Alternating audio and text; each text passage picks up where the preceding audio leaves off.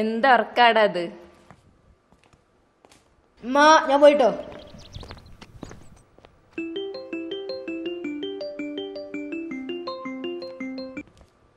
Hello, ഞാൻ ഇപ്പം ഇറങ്ങി റെഡിയാവാം.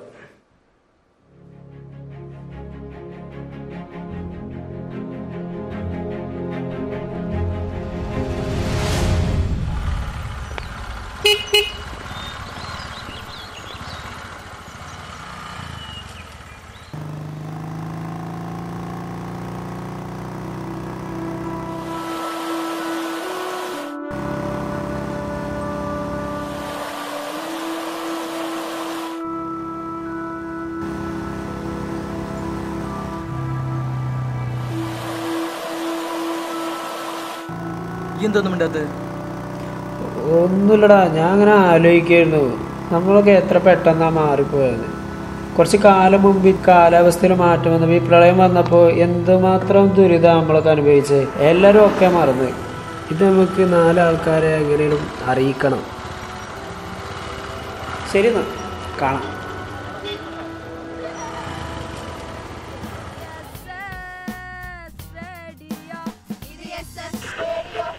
നമസ്കാരം, ഇത് കമ്മ്യൂണിറ്റി റേഡിയോ 95.2. ഇന്ന് നാം ചർച്ച ചെയ്യുന്നത് കാലാവസ്ഥാ വ്യതിയാനത്തെ കുറിച്ചാണ്. ആഗോളതാപനവും പ്രകൃതി ദുരന്തങ്ങളും എല്ലാമാണ് ഇതിന്റെ അനന്തരഫലങ്ങൾ. പലപ്പോഴും കാലാവസ്ഥാ മാറ്റത്തിന് കാരണമാകുന്നതും നമ്മുടെ ഈ പ്രവർത്തനങ്ങൾ തന്നെ. കാലാവസ്ഥാ മാറ്റത്തിന്റെ പ്രത്യാഘാതങ്ങളെ കുറിച്ചും മുൻ കരുതലുകളെ കുറിച്ചും വരും തലമുറയ്ക്ക് ബോധ്യപ്പെടുത്തുക എന്നത് നാളെയുടെ നിലനിൽപ്പിന് അനിവാര്യമാണ്. ഇന്നത്തെ കുട്ടികളാണല്ലോ നാളെ ഈ പ്രകൃതിയുടെ കാവൽക്കാരാകേണ്ടത്.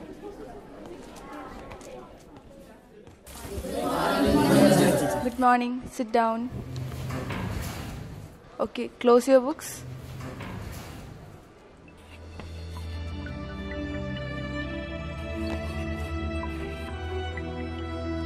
നാം നിത്യജീവിതത്തിൽ നിസ്സാരമായി കാണുന്ന പല കാര്യങ്ങളും കാലാവസ്ഥാ മാറ്റത്തിന് വലിയ കാരണമാകാറുണ്ട്.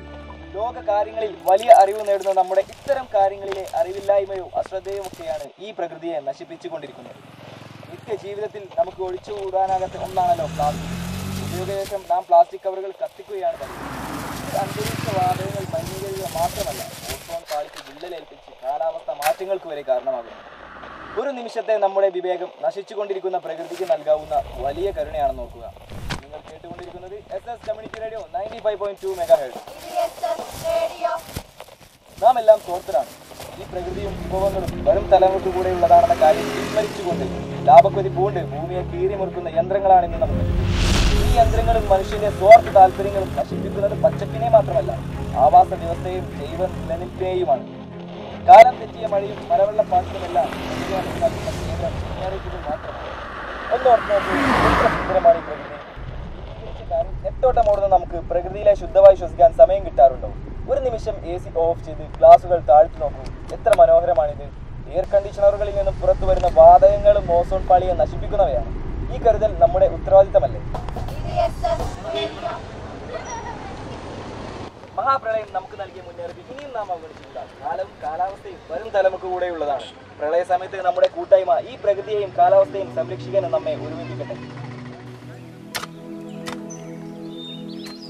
നിനക്കെന്താടാ പണി? കാലാവസ്ഥാ മാറ്റത്തെ കുറിച്ച് പഠിപ്പിച്ച് അല്ലെ, നമുക്ക് എന്തൊക്കെ ചെയ്യാൻ പറ്റാൻ ടീച്ചർ ചോദിച്ചു.